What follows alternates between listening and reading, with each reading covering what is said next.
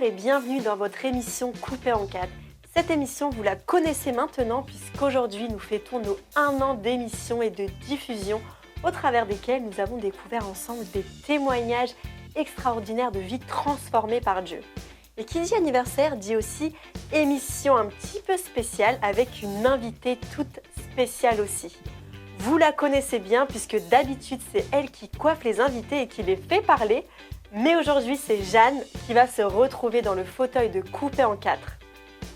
Bonjour Jeanne. Bonjour Gladys. Tu vas bien? Oui, très bien, merci. Eh bien voilà une belle surprise, n'est-ce pas? Oui, c'est vrai que ça peut être assez surprenant, mais bon, fallait bien fêter nos 1 an un petit peu différemment. C'est ça. Pour nos 1 an d'émission, c'est toi qui vas nous raconter ton histoire et ton parcours de vie avec Dieu.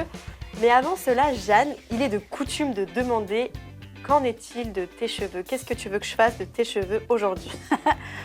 Alors, pour mes cheveux aujourd'hui, j'aimerais bien reprendre un petit peu la base du carré, dans l'idée de se dire que j'aimerais un petit peu les laisser pousser. Reprendre peut-être un petit peu le dégradé et puis travailler de la boucle parce que j'aime bien les cheveux bouclés. Je trouve ça un peu plus fun. Voilà. Ouais, un peu de mouvement. Voilà. Ok, donc ça, je m'en occupe avec plaisir. Mais venons en plus personnellement à toi, Jeanne. Aujourd'hui, tu es pleinement investie dans le domaine des médias radiophoniques et télévisuels. Oui. Tu es mariée et avec ton mari, vous avez 5 enfants. Tu es née dans une famille chrétienne, mais c'est à l'âge de 10 ans que les choses se sont un peu bousculées pour toi. C'est tout à fait ça, Gladys. Alors déjà, j'attends le 6e. Ouais, félicitations. Merci. Et si en effet, alors oui, je suis née dans une famille chrétienne, et en effet, ça a 10 ans que pas mal de choses se sont bousculées pour moi. Déjà parce que mon papa, c'était le pilier de la foi dans la famille. Et à l'âge de 9 ans, j'ai appris que mon papa avait un cancer des poumons en phase terminale. Et dans mon imaginaire de petite fille, quoi qu'il en soit, mon papa malade ne pouvait pas être un papa qui un jour allait mourir. Pour moi, mon papa était mon héros, celui qui serait toujours là. Et malheureusement, 1 an après, quand je suis un jour rentrée de colonie de vacances, j'ai mon petit frère qui est venu courir vers moi. Je me souviens très bien, c'était en été, il était 17h. Je rentrais de cette grande journée bien chargée où je me suis bien amusée. Et mon petit frère court vers moi en me disant « Jeanne, papa est mort ». Et c'est vrai que là, pour le coup, ça a été très, très difficile pour moi de gérer la mort de mon père, déjà parce que je n'y croyais pas du tout. J'ai couru le plus vite que j'ai pu à la maison et en fait, je me suis retrouvée là, en voyant ma mère en pleurs. J'ai vu tout le monde pleurer et j'avoue que juste après, je ne me souviens de plus rien. Il y a un gros trou noir. Et ce qui est très difficile, c'est qu'à ce moment-là, à 10 ans, quand mon père est décédé, ma maman a été dépassée parce qu'on vient d'une famille nombreuse, on est 7 enfants, je suis la seule fille. Ah oui, que des frères. Ouais, j'ai que des frères. Et en étant la seule fille aussi, j'étais un peu la princesse de mon papa. Et puis c'était fini, quoi. Et du coup, je me suis retrouvée là, un peu délaissée. Quelque part, ma mère, je la comprenais aussi. Mais mon père me manquait. Et très vite, dans l'adolescence, j'ai eu besoin d'être aimée à tout prix. Et très tôt, du coup, j'ai commencé à avoir besoin du regard du garçon sur moi, sur ma vie, de me sentir aimée par un homme. Oui, alors est-ce qu'on peut dire un homme à cet âge-là? Mais pour le coup, oui, par un homme. Et effectivement, je me suis retrouvée dans une toute première relation à l'âge de 13 ans, 12 ans. Et du coup, lui, il avait 17 ans à cette période-là, donc déjà un peu plus âgé quand même. Et très vite, quelques mois plus tard, je me suis retrouvée là, ayant peur de ne plus être aimée par ce jeune garçon que j'aimais beaucoup. Je me suis retrouvée face à ma première relation sexuelle à 13 ans. J'ai pas su dire non. J'en avais pas envie, mais j'ai pas su dire non. Parce que j'avais peur qu'il me rejette, en fait. Et au final, ça n'a pas tenu. Ah ouais.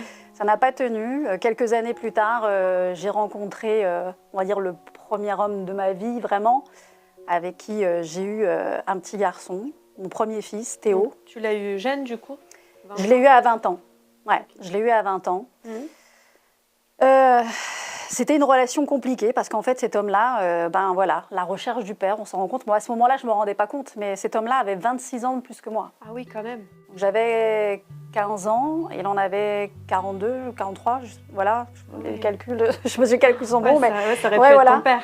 Oui, complètement, et ça aurait carrément pu être mon père, et je pense qu'au final, c'est ce que je recherchais, d'avoir un père, le regard d'un père, au final, au travers de cette relation. Mais cet homme-là a fini par me prendre un peu comme une espèce de trophée. Déjà à 15 ans, j'en faisais pas 15, j'en faisais 20. Et il m'a un peu manipulée d'une certaine manière. J'étais vraiment devenue son objet sexuel. Vraiment. J'étais devenue son objet sexuel. J'étais amenée à faire des choses où, encore une fois, j'étais dans cette démarche de ne pas oser dire non. J'étais complètement bloquée avec ça. Et j'avais l'impression que si je refusais, on n'allait plus m'aimer, en fait.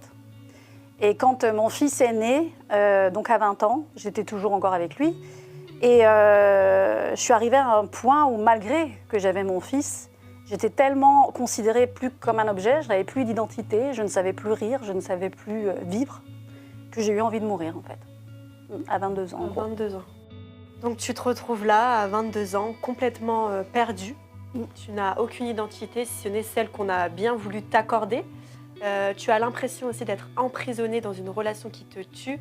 Et c'est rien de le dire, car en effet, tu as voulu mettre fin à tes jours, Jeanne. Mais on peut dire que Dieu en avait décidé autrement. Et c'est ce que nous découvrirons dans la partie coupe de cette émission Coupée en 4.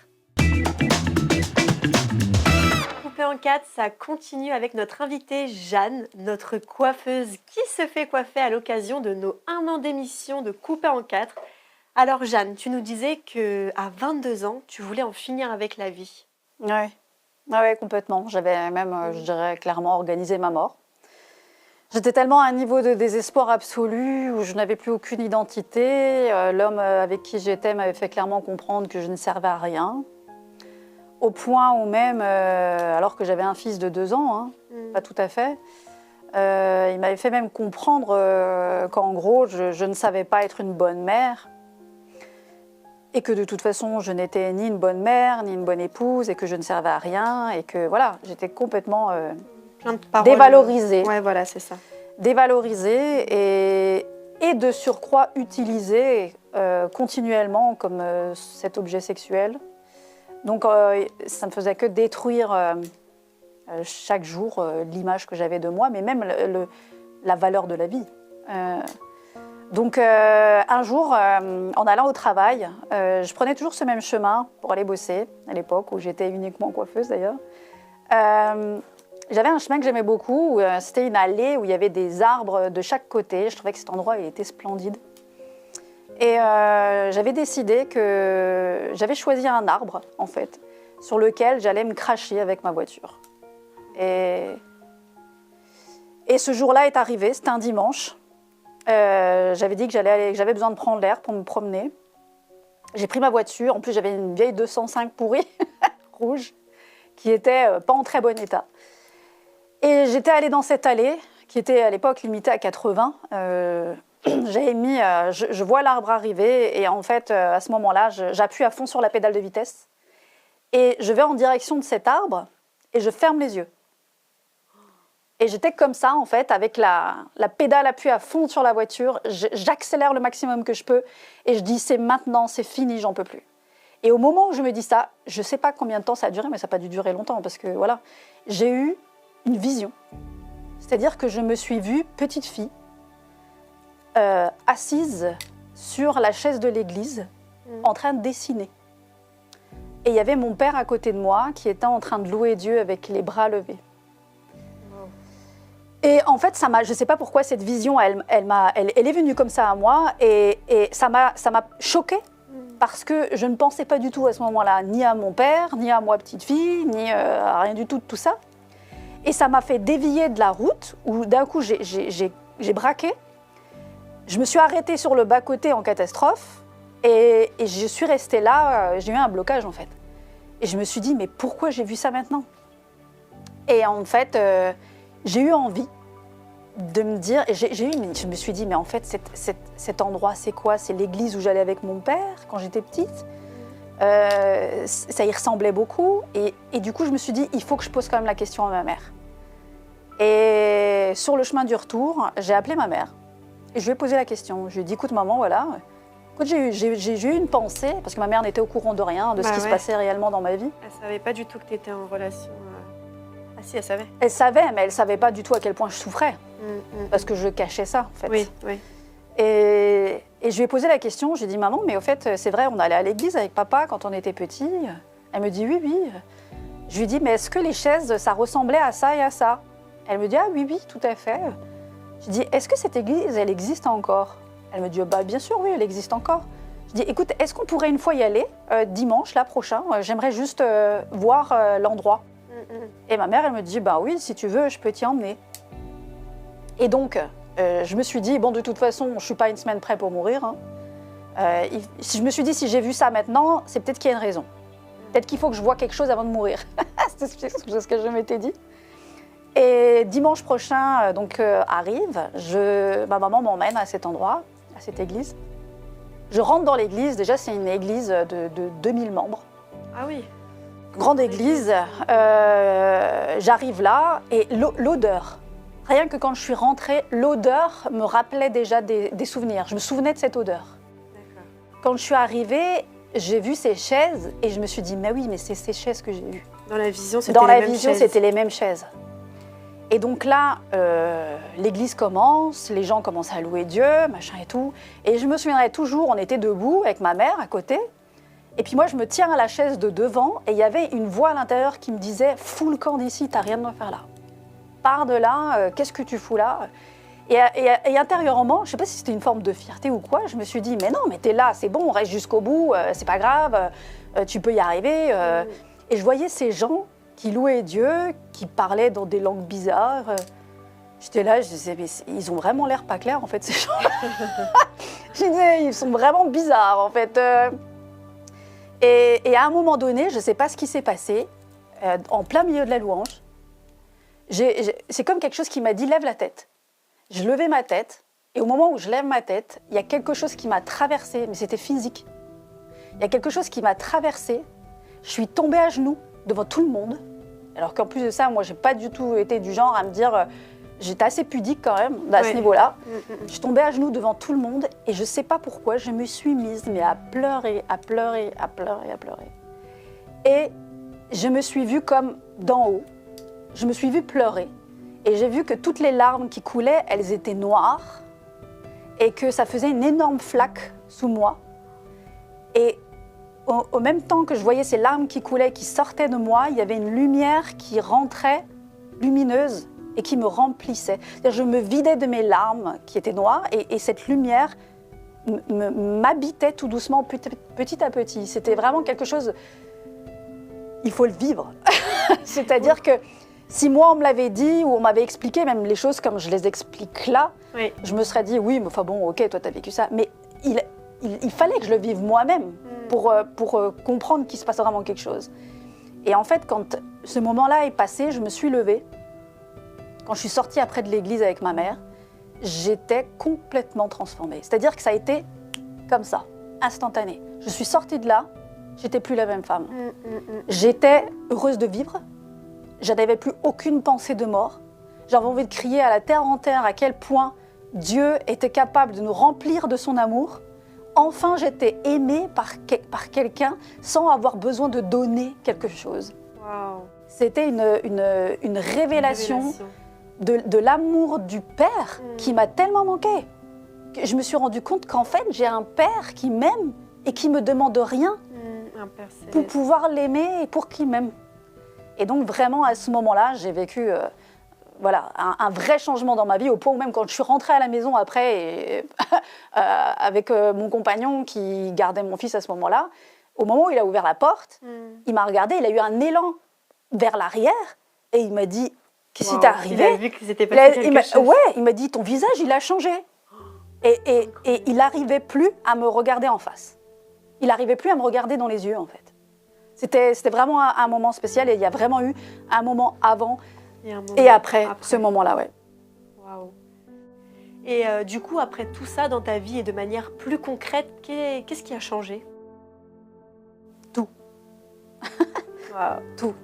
Tout a changé parce qu'en fait, déjà, comme j'avais d'un coup, j'étais remplie de cet amour, je n'avais plus besoin d'être aimée à tout prix par cet homme.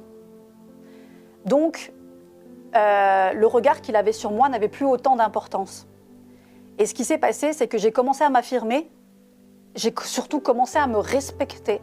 Et pour la première fois de ma vie, j'ai commencé à dire non. J'ai commencé à dire non et à comprendre quelle était ma valeur. Et ce qui a changé, c'est que du coup, lui, il était perdu par rapport à d'un coup ma façon de réagir.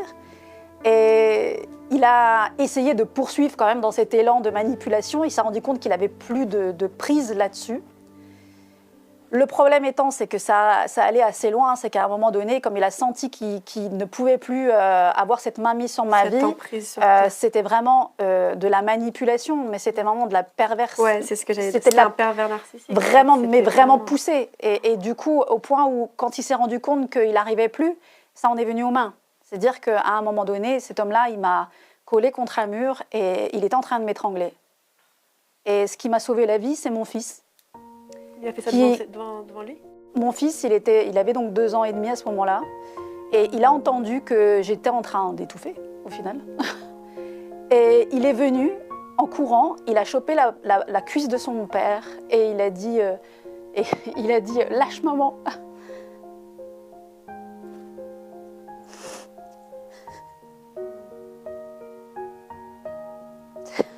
Je suis désolée. C'est plus facile d'être là où tu es que là. Et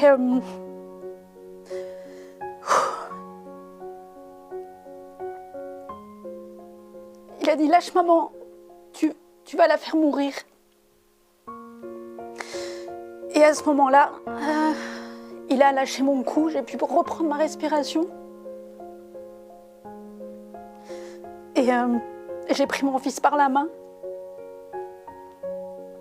Et j'ai couru. J'ai couru. T'es partie. Je suis partie de la maison. Et je suis allée retrouver ma mère avec mon fils d'un côté et ma valise de l'autre. Voilà. Et en fait, en l'espace de une semaine, j'ai dit à Dieu, j'ai dit Seigneur, ok, j'ai compris qui je suis, je sais la valeur que j'ai. Je dis mais maintenant, si comme tu dis tu existes et tu pourvois, il va falloir tout me redonner. J'avais pas de maison, j'avais pas de voiture, j'avais pas d'argent, j'avais plus rien parce qu'il avait fait en sorte que je sois complètement dépendante de lui. Et en fait, en l'espace d'une semaine, j'ai trouvé un appartement, on m'a complètement aidée à me remeubler, on m'a trouvé 2 voitures. De A à Z, Dieu a pourvu en l'espace d'une semaine. Et j'ai pu recommencer ma vie avec mon fils à ce moment-là. Et c'est vrai qu'on ne comprend pas toujours pourquoi on est amené à vivre ces choses, ni même comment on va faire pour les traverser. Mais la bonne nouvelle, c'est qu'avec Dieu, tout est possible et les recommencements font aussi partie de ses plans pour nous. Et c'est ce que tu vas nous expliquer d'ailleurs, Jeanne, dans la séquence coiffage de cette émission coupée en 4. Cette émission spéciale anniversaire se poursuit avec Jeanne.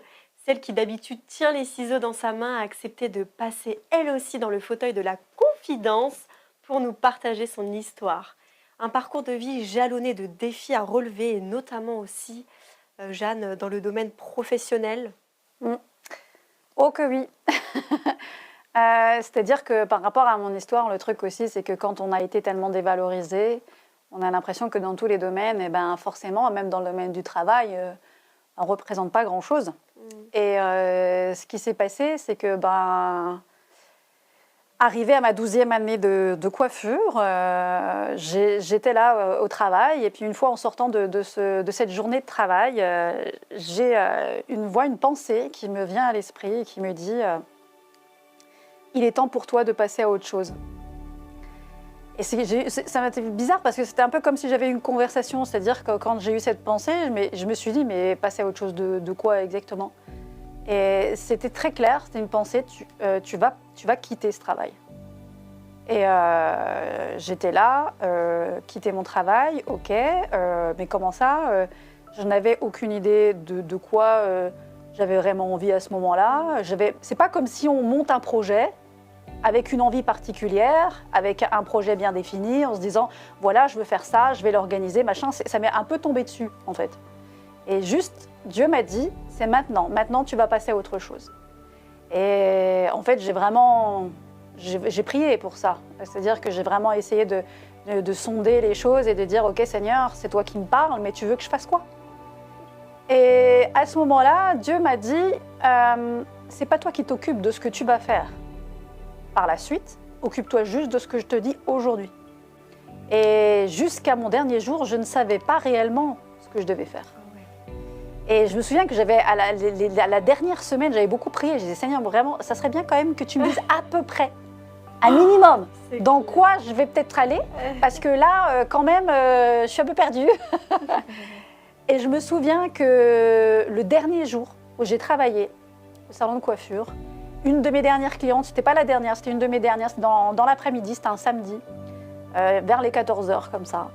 J'ai une cliente qui me dit comme ça, écoute Jeanne, je ne sais pas pourquoi je te dis ça, mais voilà, moi je vais quitter mon travail et j'ai vraiment pensé à toi pour me remplacer parce que, voilà, je ne sais pas, j'ai pensé à toi. Elle me dit, j'ai déjà parlé à la directrice antenne, voilà, moi je suis animatrice radio et je te verrai bien à ce poste-là. Et c'était dans une radio chrétienne, associative. Ah bon? Ah, elle était chrétienne, la personne? Et elle était chrétienne. Waouh, ouais. Incroyable. Et à ce moment-là, je me souviens, j'étais en train de couper les cheveux. J'ai posé mon ciseau sur la tablette. Je suis allée dans l'atelier derrière et j'ai pleuré. Parce que je savais que c'était ça. C'est que tout d'un coup, j'ai eu cette conviction. Ouais.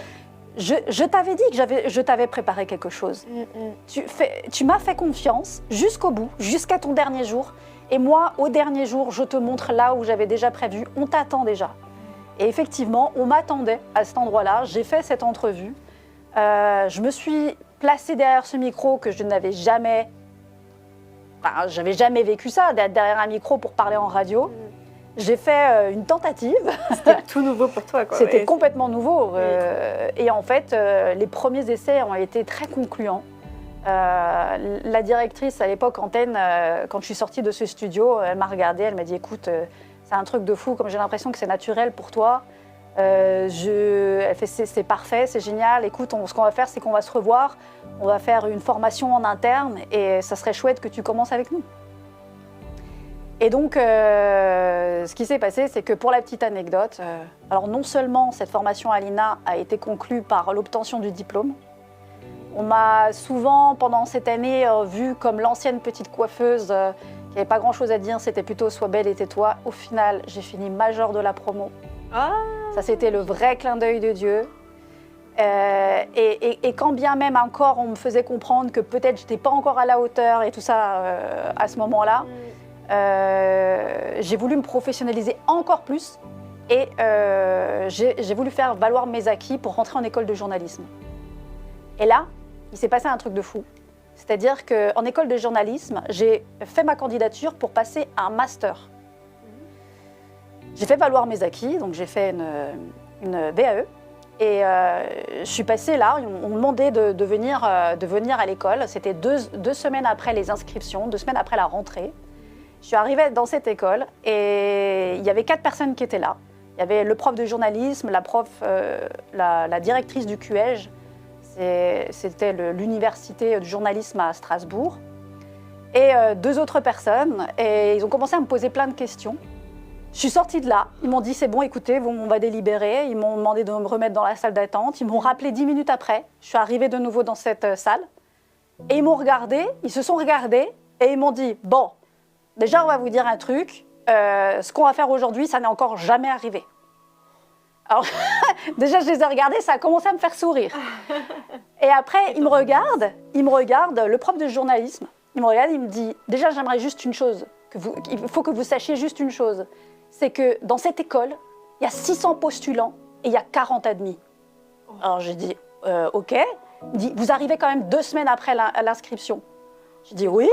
Et il me dit, donc je vous le dis, c'est exceptionnel, personne ici ne sait vraiment pourquoi, mais on veut que vous intégriez cette école parce qu'on pense que vous êtes une plus-value pour même les autres élèves qui vont être dans cette classe. Et il me dit, à une seule condition, c'est que demain matin, vous êtes dans mon cours de journalisme. Incroyable. Et là, je le regarde, je dis demain matin ou demain matin la semaine prochaine. C'était vraiment demain matin. Alors il me dit, non, demain matin dans mon cours. Et j'y étais, donc j'y suis allée. Mais alors là, pour moi, c'était juste Dieu qui m'a dit, en gros, tu as de la valeur, tu as des compétences, et quand tu ne les as pas, quand tu penses que tu es faible, c'est là où moi je vais être fort avec toi.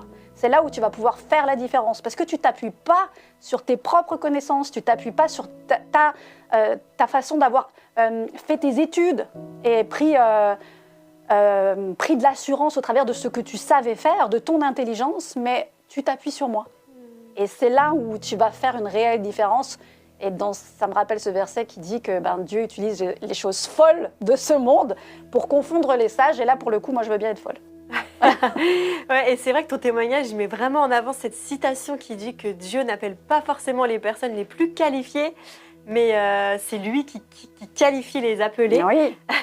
Et d'ailleurs, l'aventure ne s'arrête pas là pour toi, Jeanne, car ton appel spirituel finit par prendre plusieurs formes, et c'est ce que tu nous expliqueras dans la partie finition de cette émission coupée en 4.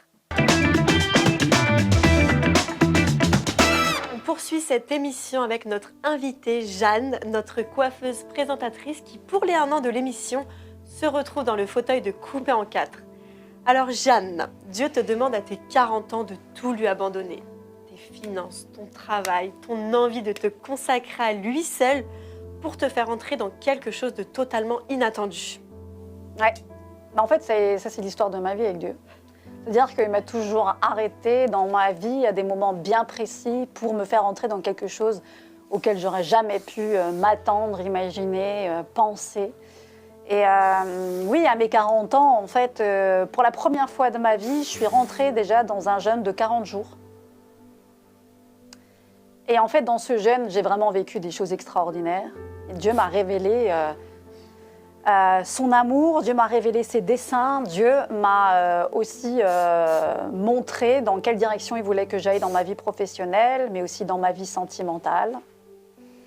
Alors dans ma vie professionnelle, en fait ce qui s'est passé, c'est que pendant un temps, Dieu m'a demandé de sortir du milieu des médias chrétiens. Pendant 7 ans, je me suis retrouvée dans les médias séculiers, donc dans une radio régionale, où je me suis professionnalisée aussi. J'ai rencontré beaucoup d'artistes, beaucoup de gens de renommée, et ça m'a appris énormément de choses. Souvent, ça m'est arrivé de me poser cette question, mais Seigneur, pourquoi tu m'as fait sortir de ce que j'appelais ma mission dans les médias chrétiens, pour me mettre là au milieu de gens qui ne te connaissent pas, d'avoir l'impression de ne servir pas à grand-chose, si ce n'est finalement d'aimer mon collègue, de témoigner de l'amour à mon patron, mais pas d'être dans le vif du sujet, sur le terrain, pour parler de toi. J'avais l'impression que ce n'était pas abouti, en fait. Et en fait, ce que je n'avais pas compris, c'est que ces 7 ans ont été 7 années de formation, où à un moment donné, Dieu... donc là, maintenant, ça fait 7 ans, mais donc il y a 2 ans de ça, quand ça faisait 5 ans, Dieu m'a dit, maintenant, c'est le moment où tu vas revenir dans les médias chrétiens. Et sur le coup, j'étais contente, mais en même temps, je ne savais pas par où commencer. Attends, mais dans les médias chrétiens, comment est-ce que je vais faire? Comment est-ce que je vais revenir? Enfin, voilà, c'était pas évident pour moi de me dire, mais personne me demande, en fait, à ce moment-là. C'est pas comme si on me demandait, écoute, est-ce que tu veux bien travailler pour moi? Donc, c'était juste Dieu qui m'avait dit, tu vas revenir dans les médias chrétiens. Et donc là, à ce moment-là, je me suis dit, mais qu'est-ce que je vais faire, Seigneur? Et Dieu m'a dit, tu vas commencer à faire ce que tu sais faire, écrire. Tu vas écrire des chroniques. Et tu vas écrire des chroniques qui vont parler de moi. Et avec ton humour, avec ta manière de dire les choses, et tu vas le faire simplement. Et alors j'ai obéi, j'ai commencé à écrire plusieurs chroniques. Et à ce moment-là, j'ai rencontré une personne, quand j'étais dans un séminaire, que je considère un peu comme mon père spirituel. Et j'ai voulu lui soumettre ces chroniques en lui disant « j'ai besoin de ton avis en fait ». Et lui, il m'a regardé, il a écouté. Et puis d'un coup, il me dit « écoute Jeanne, moi j'entends ce que tu fais et je trouve ça génial. Il me dit, mais je ne sais pas pourquoi j'ai cette vision-là. Pourquoi tu t'arrêtes à la radio? Tu devrais plutôt mettre ça en image. Mets ça en vidéo. Amène ça avec une dimension nouvelle. Et du coup, je ne savais pas par où commencer. Mais Dieu m'a montré la personne avec qui je devais commencer à faire ces chroniques, comment je devais les tourner, quel sera le générique, comment ça va s'appeler. C'était des vidéos qui parlaient de Dieu, l'émission s'appelle Parfaitement Imparfait. C'est d'ailleurs des chroniques vidéo que vous pouvez toujours retrouver sur ma chaîne YouTube, Parfaitement Imparfait. Et c'est comme ça qu'un jour, j'ai fait la rencontre, par ces vidéos, d'un certain David Nolan. Ah. Et en fait, à un moment donné, quand j'ai eu l'impression de me dire « Seigneur, mais ça aboutit à quoi? Qu'est-ce que je fais de tout ça ?» et tout ça. Bref, j'ai eu un mail un soir, quand j'avais l'impression qu'il fallait que j'arrête, où j'avais l'impression que j'étais un peu découragée, j'avoue, même par les gens du milieu chrétien, qui ne m'encourageaient pas tellement à ce moment-là, parce que j'amenais de l'humour. Et ils disaient « Amener de l'humour et de la foi, ça ne va pas ensemble. » Mais David Nolan m'a écrit un petit mail à 23h, quand dans la journée, j'avais dit « Seigneur, il faut que tu me parles », pour me dire « Bonjour Jeanne, j'ai reçu votre contact par le biais d'une autre personne. Je me permets de vous contacter pour vous dire que j'apprécie beaucoup vos vidéos, qu'elles rentrent complètement dans un concept de vidéo qu'on est en train de créer via une application qui s'appelle Top TV. On aimerait vous rencontrer pour savoir si on pourrait travailler ensemble. » Et ça a été pour moi une révélation de fou de me dire « Mais Seigneur, par obéissance !» Parce qu'un jour, alors que je ne savais pas du tout faire de vidéo, je n'ai jamais été derrière un écran, j'ai cru en ce que tu m'as dit. Ça m'a amené de là à là. Et j'ai rencontré David Nolan. Ça a été une révélation. Je suis arrivée au Top Chrétien. Ça a été une joie immense d'être là. J'avais l'impression d'être à la maison. La première fois que je venais, j'avais l'impression que je connaissais tout le monde, que je les aimais tous. Et j'étais là, et je me suis dit, mais c'est extraordinaire ce que je suis en train de vivre. Et c'est comme ça que j'ai commencé à travailler pour le Top Chrétien. Et c'est comme ça que j'ai commencé même à vivre cette nouvelle aventure de Coupé en 4. C'est comme ça que Coupé en 4 est né aussi. Donc pour moi, c'est extraordinaire de vous l'expliquer aujourd'hui comme ça, au travers de cette émission des 1 an. Parce que finalement, ce que vous ne savez peut-être pas, et ce que vous ne savez sûrement pas, c'est que cette émission, elle est née en radio il y a 12 ans de ça. Mais Dieu, à ce moment-là, m'avait donné la révélation, certes, mais avait déjà prévu qu'un jour, je sois au Top Chrétien. Et que cette idée-là que j'avais pour la radio, elle était prévue pour la télé. Et qu'elle devait avoir une autre dimension que celle que moi j'imaginais. Parce que Dieu fait des choses bien au-delà de ce qu'on pense et de ce qu'on imagine. Ah, voilà, c'est juste extraordinaire. Et c'est vrai qu'en t'écoutant, on se rend vraiment bien compte qu'on a un Dieu juste extraordinaire. Ah oui. Un Dieu du recommencement, capable de faire tellement plus que ce que nous pouvons demander ou imaginer.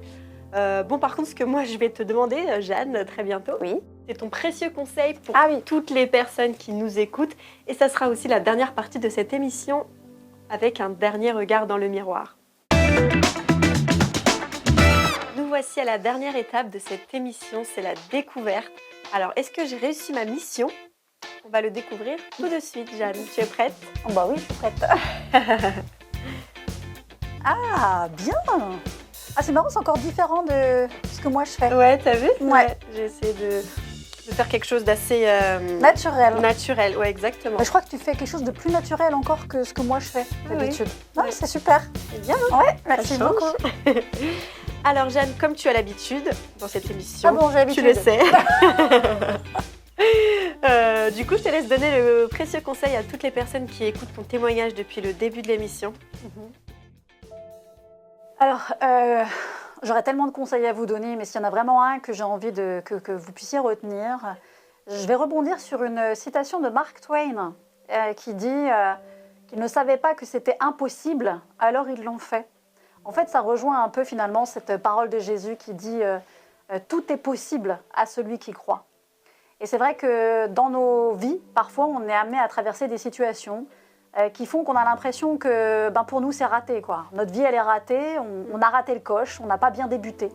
Et donc, finalement, notre passé a quelque part un droit sur notre présent et même un droit sur notre avenir parce qu'on se conditionne nous-mêmes à croire que on est passé à côté de notre chance finalement. Et malheureusement, beaucoup peuvent le vivre même dans des églises avec de la religiosité, comme s'il fallait un format idéal, il ne fallait surtout pas en sortir pour rentrer dans l'appel de Dieu. Mais moi j'ai envie de vous dire que même quand vous sortez du cadre, que même quand vous tombez, quand vous chutez, que même si ça vous arrive de retomber pour la deuxième fois, la troisième fois, que Dieu, à partir du moment où vous revenez à lui, à partir du moment où vous revenez d'un cœur sincère et vous vous repentez, Dieu vous donnera toujours cette deuxième chance, cette troisième chance, cette quatrième chance. Dieu ne se lasse pas de vous. Il ne se lasse pas de vos échecs. Dieu ne vous aimera jamais plus que ce qu'il ne vous a aimé dès le départ. Donc croyez qu'il y a un avenir pour vous. Et quand bien même votre passé n'est pas glorieux, moi j'ai envie de vous dire aujourd'hui que votre avenir il est glorieux. Pour ma vie, mon passé était un désastre, une catastrophe. Mais Dieu m'a donné quelque chose d'extraordinaire. Il m'a juste demandé une seule chose, c'est d'y croire.